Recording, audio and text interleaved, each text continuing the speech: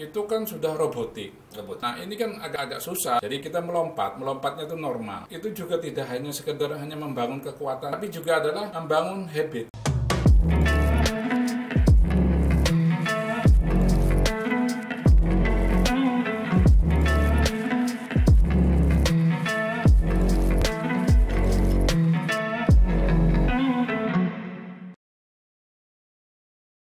Assalamualaikum warahmatullahi wabarakatuh, sahabat Singkong dan Kopi.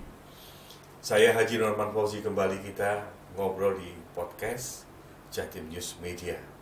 Kalau sebelum-sebelumnya kita sudah bicara banyak hal, dan kemarin sebelumnya kita juga membicarakan tentang persoalan perkapalan, kapal perang, kapal niaga bersama sahabat saya yang dari Kalimantan Selatan. Nah, beliau saya undang kembali untuk terus dengan episodenya sampai panjang nanti ini, agar masyarakat menerima informasi yang asik, menerima berita yang baik, dan tentunya tersemangati untuk kita melihat bagaimana anak-anak negeri ini untuk membangun kemaritiman di Indonesia. Assalamualaikum Pak Sokani. Waalaikumsalam Pak. Allah. Kayaknya kita sudah mulai terbiasa dengan podcast nih ya. Oh iya, sudah mulai belajar. Sudah mulai belajar. Ya. Artinya kemarin sudah kita bicara tentang Corvette kan begitu ya. Kita bicara tentang rudal kan begitu ya. Kita bicara tentang jangan lupa Marta Dinata. Kemudian kita juga mengulas tentang kemampuan kita di motor torpedo boat kan begitu. Kita sudah bicara bagaimana Jepang dan lain, termasuk kapal-kapal bekas yang dari Berlin itu harus ada di Indonesia.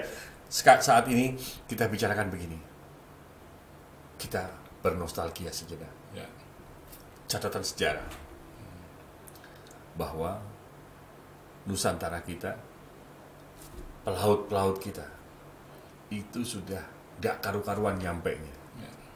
Suku yang sangat luar biasa, Bugis, itu juga sudah sampai di Madagaskar, bahkan mereka sampai di Afrika kan begitu, sampai mereka ke lautan yang luar biasa.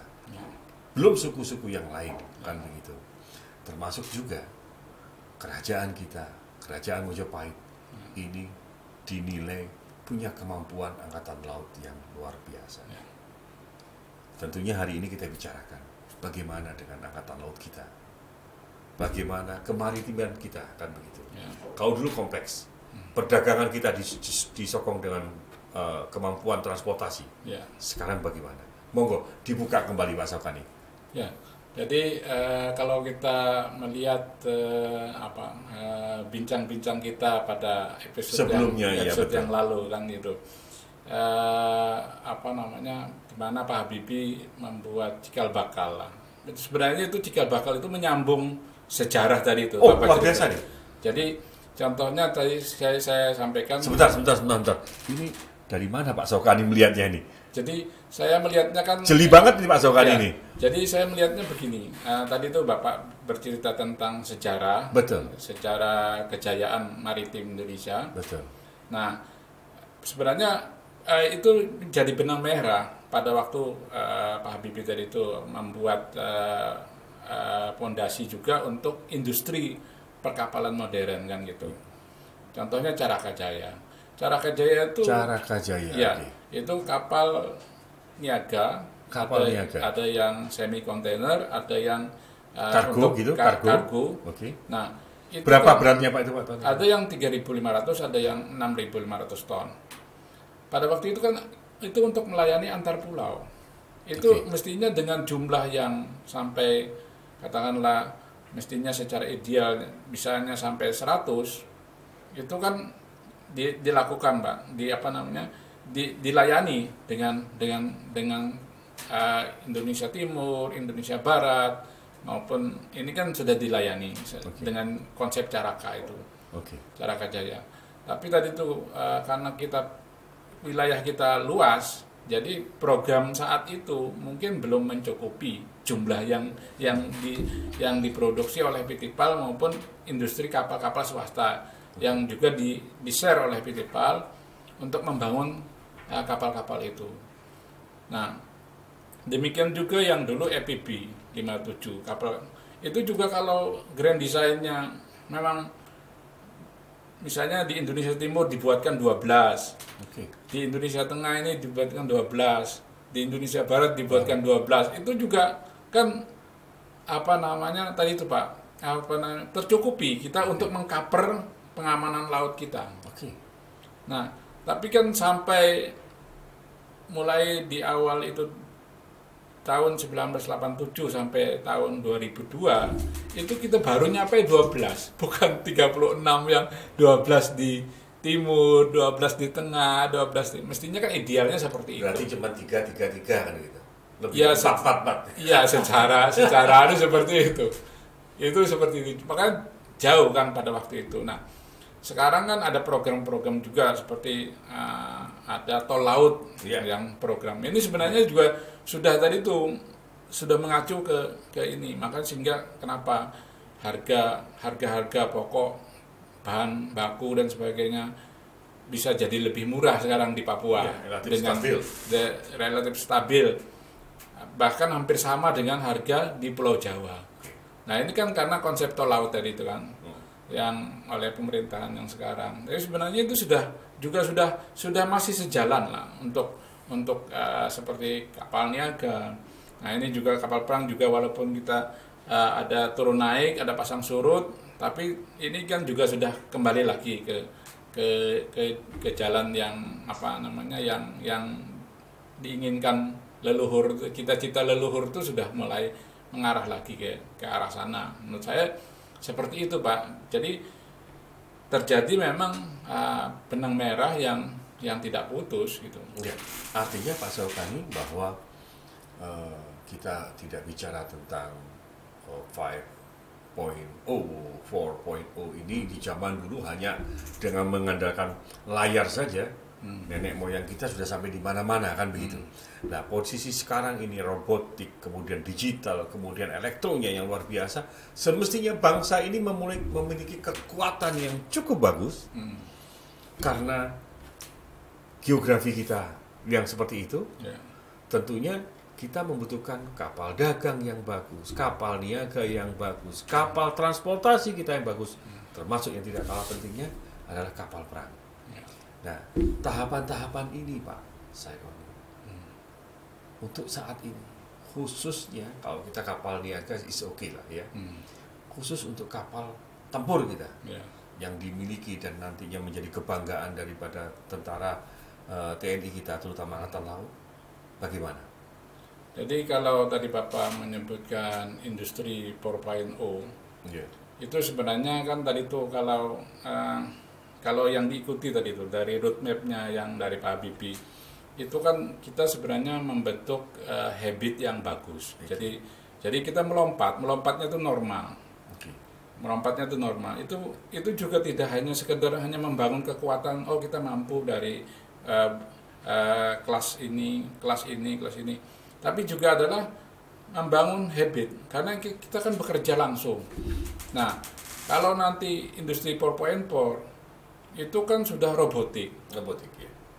Semua. Nah ini kan agak susah. Sementara kan kita ini perlu pertumbuhan ekonomi, perlu penciptaan lapangan kerja. Itu kan sangat jauh. Tapi kalau hanya yang dimaksudkan industri 4.0 ini hanya semacam dashboard gitu, di mana Bapak punya Bapak punya HP, kemudian mengirim ke dashboard ini progresnya sekian. Itu sih ya bukan industri 4.0, itu biasa-biasa saja, hanya laporannya aja pakai digital kan gitu. Belum kalau yang sesungguhnya industri 4.0 adalah semua adalah digital, sudah robotik. Sudah mungkin pemikirannya bahwa perlu kapal selam yang tidak menggunakan personil kan begitu. Semuanya all robotik. Kan begitu, sehingga dia bebas di kedalaman berapapun bebas sesuai dengan ciri khas kelautan kita. Monggo.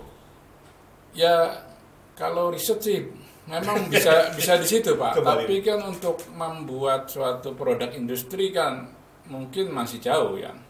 Kalau proyek riset ya artinya kita harus memahaminya proyek riset ya bisa-bisa saja kan gitu. Karena orang riset kan punya target-target tertentu kan gitu.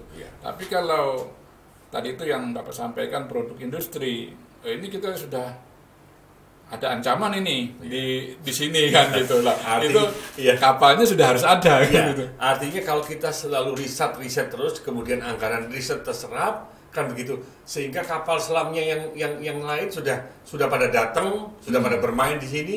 Ada cerita juga, Pak Saukani, ketika seorang menteri luar negeri kita berkunjung ke sebuah negara, dan cerita ini sahih dan diceritakan di dalam sebuah buku kan gitu. Ketika beliau pulang terkejut, diberikan sebuah peta di mana ada palung yang cukup besar tempatnya kapal selam itu. Kita selalu terlambat. Nah kalau kita ini masih riset begini terus, sedangkan kita sekarang ini butuh sewaktu-waktu kita negara ini terjadi sesuatu, kan kita perlu peralatan kan gitu. Sementara peralatan kita sejauh ini seperti itu. Bagaimana Pak Saukani? Saya rasa ya masih relevan lah program-program Pak Habibie dulu. Jadi kita tidak bisa lagi mengawali dari kertas kosong. Kemudian dicoret-coret, digambar-gambar, kemudian untuk menjadi suatu produk yang produk industri itu kan terlalu lama. Jadi kalau kita tadi itu belajar ada dengan partner, nah kita silahkan mengembangkan kemampuan di sana. Kita membuat capacity building, kita buat capability building. Nah melalui partner tadi, nggak apa-apa. Disitulah yang namanya ya transfer teknologi tadi itu terjadi. Sebenarnya itu yang harus dipertajam. Jadi kalau hanya sekedar buat riset dari awal dicoba, tapi itu kan tadi itu ya berisiko. Pak Saukani, di awal tadi kita bicara tentang memori dan bagaimana kejayaan maritim kita, kejayaan daripada angkatan laut kita, kejayaan niaga kita kan begitu. Pak Habibie sudah melihat itu, kemudian sudah membuat peletakan batu pertama, pondasi untuk dilakukannya sebuah pembangunan, sebuah grand design untuk maritim kita. Kalau dikonekkan dengan kondisi sekarang, nyambung nggak sih Pak? Ya perlu ada semacam lesson learn Pak. Jadi lesson learn kita ini kita sudah sampai di mana? Ada audit teknologi yang perlu kita harus kita akui. Posisi kita di kurva belajar kita itu sudah berada di mana di kurva belajarnya, kemudian juga secara penguasaan teknologi kita sudah ada di mana. Nah dari situ tadi itu menginventarisasi semua kemampuan kita. Menurut saya ya bisa saja kita mau tadi itu kita akan berada di mana, karena kan kalau di industri itu kita dihadapkan pada proyek itu kan harus kita delivery, harus kita serahkan. Proyek itu kita harus kelola dengan biaya yang tidak merugikan gitu. Kita harus mengelola waktu juga di proyek kan gitu supaya tepat waktu. Jadi terus juga kita kasihkan kualitas tepat guna gitu. Nah itu kan lo industri kan seperti itu. Nah kalau sementara yang riset ini juga harus nyambung dengan industrinya supaya juga tadi itu industri jangan dihadapkan pada persoalan kapal riset kan itu yang seperti itu kalau menurut saya. Pak Saukani, semestinya kita juga belajar daripada para nelayan-nelayan kita ya. Berpuluh-puluh tahun mereka itu sudah mengetahui titik koordinat di mana tempat mereka harus mendapatkan ikan. Bahkan mereka harus berbulan-bulan berada di samudra. Kita lihat nelayan-nelayan yang ada di Pulau Jawa ini, terutama di pesisir utara Pulau Jawa. Mereka berangkat dari Jawa Tengah dengan titik koordinat tempuhnya atau tujuannya adalah di seputaran Irian atau Papua kan begitu. Dengan kapal seperti itu, mereka terus berkembang ini kan begitu. Ya tentunya ini kan juga harus jadi pelajaran buat pemerintah, agar pemerintah juga menyiapkan semuanya untuk kapal-kapal kita semakin berkembang, kan begitu. Karena apa? Tuntutan zaman kan begitu. Nah, mereka sekarang mungkin ikannya sudah makin habis, butuh lebih jauh lagi kan begitu. Bagaimana pendapat Pak Sagun? Kalau menurut saya sekarang itu sebenarnya sudah melengkapi secara teknologi. Jadi nelayan itu sudah dilengkapi dengan GPS betul. Terus termasuk eco sounder untuk ikan, melihat ikan di mana ikan berkumpul di mana kan gitu pada musim ini di mana dan sebagainya. Itu saya rasa pemerintah sekarang sudah. Cuma tadi itu karena laut kita itu luas, jumlahnya yang kurang. jadi mestinya kan gitu, kalau misalnya kita bicara laut Natuna gitu, ya mestinya kan harus banyak nelayan yang pada waktu musim ikan ada di sana, mestinya diserbu oleh nelayan-nelayan kita dalam jumlah yang banyak, bukan ada kapal asing yang masuk kan, misalnya seperti itu. Oke, Pak Saukani, bagaimanapun juga kita harus menyuarakan dan kita harus membantu pemerintah untuk segera punya konsep yang jelas, konsep yang hakiki ke depan, bagaimana sehingga konsep maritim negara kesatuan Republik Indonesia ini bagaimana kan begitu ke depan. Bagaimana sih menurut Pak Saukani tentang pertahanan dan kemaritiman kita ini? Apa semestinya yang harus dilakukan? Kalau setiap 5 tahun atau setiap ada renstra itu, menurut saya langkah-langkahnya sudah ini. Tapi tadi sekali lagi itu juga adalah terkait dengan tadi itu anggarannya untuk tadi itu untuk berada dalam jumlah besar itu kan juga memerlukan anggaran yang sangat besar. Nah, kemudian dari situ termasuk kapal perang ataupun kapal nelayan atau kapal yang lain itu kan kalau anggarannya itu sudah bisa dinaikkan, artinya juga bisa tercover sebenarnya. Dan itu kan kembali juga kan dalam bentuk pendapatan tadi itu, pendapatannya nelayan, terus juga dari rasa aman di laut dan sebagainya. Nah, itu kan kembali seperti itu. Artinya sekarang eranya sudah berubah. Ya. Pelabuhan kita, port kita sudah tidak lagi konvensional. Mereka sudah menggunakan peti kemas dan mereka sekarang pelabuhan kita sudah berubah semua kan. Berubah. Otomatis kebutuhan kapal-kapal kita tentang kapal-kapal kontainer, kapal-kapal kargo kan juga dibutuhkan, Pak. Ya. Ketersediaan atau kesanggupan daripada tenaga-tenaga Indonesia untuk menyiapkan kapal-kapal itu bagaimana? Kalau saya rasa itu kapasitasnya sekarang lebih banyak, karena kan kalau kapal niaga itu tergantung pasar, Pak. Jadi pasar itu seberapa banyak orang yang mau mencarter kapal. Karena kan banyak juga dia tidak langsung memiliki kapal itu, tapi dia charter dari. Nah ini kan kalau sekarang tuntutannya itu masih rendah, kan agak susah juga. Artinya kan ekonomi dunia ini kan masih lesu, masih terjadi resesi kan gitu.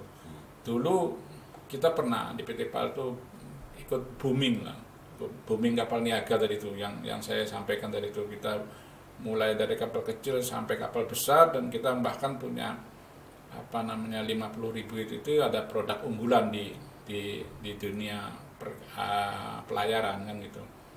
Nah itu sebenarnya tadi itu yang saya sampaikan bahwa kapal niaga memang tergantung daripada pasar lagi membutuhkan.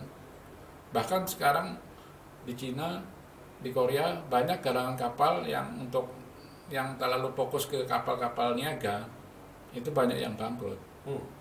Karena apa yang disampaikan Pak Jokowi sekarang ini, kita Pak Saukani dengan saya hari ini jam ini ke Pelabuhan Perak, kita naik kapal, mungkin besok sudah nyampe di Banjarmasin kan begitu. Sak orangnya, sak mobilnya kan begitu. Artinya memang saat ini dibutuhkan percepatan, Ya. kemudahan, dan mau tidak mau kapal-kapal ini juga harus menyesuaikan. Bagaimana Pak Safari? Ya, jadi kan kalau di dalam negeri kan kita sudah punya standar. Oke. Standar kalau kapal-kapal yang melayani rute ini standarnya seperti apa? Kapal yang ini kan sudah ada. Kalau kapal-kapal PLNI yang lama-lama itu juga sudah disulap. Ya, oke. Sudah berubah ya. Sudah tidak murni kapal penumpang, tapi sudah bisa membuat barang, bisa membuat truk. Iya. Jadi memang sudah diubah desain. Karena sekarang jangankan di Surabaya, dari situ Bondo pun mereka sudah sampai ke Lembang. Ya. Artinya sudah sampai di NTB. Ya. Pak Sokani, kita berada di penghujung Ya. pembicaraan kita, dan karena memang kita sudah berencana, sahabat-sahabat Singkong dan Kopi, kami berencana untuk mengangkat terus. Artinya bersama Pak Sokani ini mengangkat dan memberikan informasi.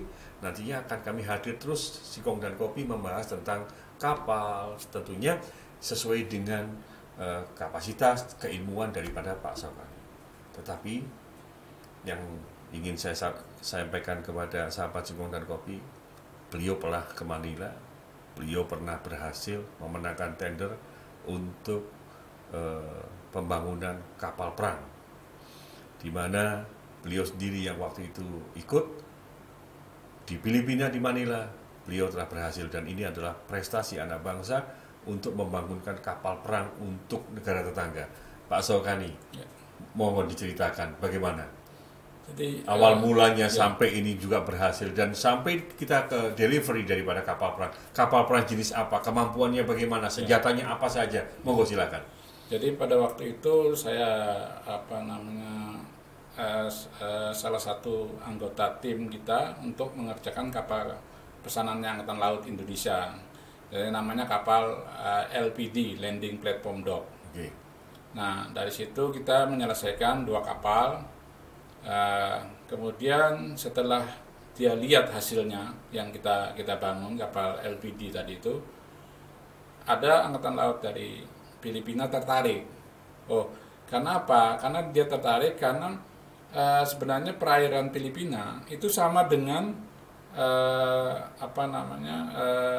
perairan kita di Indonesia Timur. Nah, Dalam bukan, arusnya deras. Juga banyak sering banjir atau bencana dan sebagainya. Kapal ini adalah didesain untuk tadi itu penanggulangan bencana, untuk menggeser pasukan dari pulau ini dari Pulau Jawa ke Maluku, atau dari Pulau Jawa ke Papua gitu, atau ke Aceh atau ke Sumatera. Itu tujuannya adalah kapal ini serbaguna. Ada dilengkapi oleh kapal juga, dilengkapi juga ada kapal yang bisa didarati helikopter. Nah, ada helipadnya berarti ya? Ada helipadnya. Nah, mereka tertarik dengan itu, dan dia sudah mempersiapkan persyaratan-persyaratan untuk ditenderkan dan sebagainya. Dan saya juga salah satu anggota tim pemenangan pada waktu itu, juga mempresentasikan, datang ke sana, mengenalkan ini produk kita. Nah, setelah itu dia mengadakan tender, dan kita mengikuti semua persyaratan-persyaratan yang dia lakukan. Kita bersaing dengan Korea. Berapa negara Pak Sokani? Ada Korea, ada juga dari Filipina sendiri. Ada dari, kalau nggak salah desainnya tuh juga ada dari Singapura. Nah, yang ikut di sana, tapi belakangan yang ikut tender, terus akhirnya PT PAL pada waktu itu dinyatakan sebagai pemenangnya. Berapa tahun membangun kapal itu, Pak? Nah, waktu membangun kapalnya saya memang tidak jadi anggota tim lagi untuk membangun. Tapi pada waktu itu kalau nggak salah bisa diselesaikan sampai sesuai kontrak itu 30 bulan. 30 bulan. Berapa kapal Pak yang dibangun? 2 kapal. 2 kapal. Kapalnya ukurannya 125 panjang 125 meter, lebar? Ya, lebarnya 22 meter. kecepatan maksimum berapa knot itu Pak? Kalau kecepatan maksimumnya sekitar 18 knot. Wih, lumayan juga. 18 knot. Jadi itu ada helipad-nya, ada bisa muat tank, bisa membuat panzer, multi juga. Ya, bisa membuat panzer, bisa membuat pasukan. Termasuk kapal itu untuk rescue, untuk kapal bencana kan gitu, penanggulangan bencana. Jadi bisa menurunkan kapal kayak semacam kapal kecil gitu, diturunin untuk masuk ke pulau-pulau yang kemarin kita katakan sebelumnya intercept tadi itu ya, dari kapal itu ya? Iya, juga bisa. Artinya sebenarnya ini jenis kapal apa sih Pak? Namanya kapal landing platform dock Pak. Jadi kapal kalau LST itu kan hanya untuk pasukan. Kalau ini bisa muat tank, bisa muat panzer. Jadi basicnya landing ship tank itu, basicnya kapal itu. Oke, kemudian dimodifikasi sehingga ada helipad-nya, kemudian ada tempat pasukannya, kemudian ditambah lagi dengan mungkin panzer, kemudian ditambahin persenjataan. Kalau persenjataan yang dilengkapi di situ, adakah torpedo? Karena itu termasuk kapal bantu, jadi bukan kapal bantu. Ya, bukan kapal tempur. Jadi dia kan dilindungi kalau kapal bantu. Ya, itu senjatanya kalau yang Filipina itu didesain untuk 76 mili. 76 mili. Oke, Pak Sokani, di akhir pertemuan kita ini harapan saya bahwa obrolan kita semakin menarik. Sahabatku Singkong dan Kopi, kita akan terus bersama Pak untuk mencerdaskan dan memberikan informasi kepada masyarakat. Dan yang kedepan yang ingin kita gali adalah bagaimana sih Pak pola ketahanan laut kita, negara kesatuan Republik Indonesia ini yang terbaik. Perlu kita juga memberikan masukan, perlu kita memberikan pikiran-pikiran yang konstruktif agar satu visi kita, bagaimanapun juga kita ingin memberikan yang terbaik untuk nusa dan bangsa ini. Monggo closing statement Pak. Kalau dari saya memang sekarang ini kan tinggal istilahnya tuh dari industri itu sebenarnya memang tadi itu kalau dari sisi bisnis memang dia fluktuasinya tinggi, termasuk yang tadi itu di galangan-galangan kapal swasta dan sebagainya. Jadi di satu sisi ada juga kapal-kapal industri BUMN gitu. Nah ini kan tadi itu kan perlu yang namanya order yang banyak. Gitu. Itu sisi bisnisnya. Sisi bisnisnya karena hanya dengan mengasihkan order keterampilan kita bisa lebih kita tingkatkan, terasah dan terolah itu. Jadi kalau ordernya nggak ada ya bagaimana kemampuan teknis kita? Tapi sebenarnya di situ, message-nya di situ, ya pesannya di situ sebenarnya. Semakin banyak proyek, semakin terampil kita. Dengan harapan kita doakan agar PT PAL kembali menerima dan menang di tender-tender tidak hanya di Filipina tetapi di belahan yang negara yang lain. Ya tidak hanya PT PAL, semua Pak. Semuanya. Jadi, industri kapal swasta juga harus bisa membuat terobosan, tidak hanya mengandalkan proyek-proyek di dalam negeri tapi juga proyek di luar negeri. Artinya mereka juga harus berani untuk menata diri dan berani keluar. Karena Pak Sokani, kapal-kapal pinisi kita sekarang tidak lagi menjadi kapal angkut. Kapal-kapal pinisi milik leluhur kita dari Bugis sana sekarang tidak lagi menjadi kapal-kapal yang sifatnya itu saja, tetapi mereka sekarang menjadi kapal wisata. Terima kasih Pak Sokani, terima kasih sahabat Singkong dan Kopi. Pak Sokani harus janji untuk kita ketemu kembali dan kita ngobrol kembali dengan tema-tema yang berbeda, kita menghadirkan cerita-cerita yang berbeda agar semakin menambah wawasan kita. Terima kasih. Demikian pembicaraan saya dengan sahabat saya Pak Sokani yang di episode sebelumnya kita sudah bicara banyak dan beliau adalah alumni ITS tapi sekarang terus berkarya. Bahkan berkaryanya cukup di Surabaya sudah sampai di Milan, Italia. Terima kasih. Wassalamualaikum warahmatullahi wabarakatuh. Salam Singkong Kopinya begini Pak.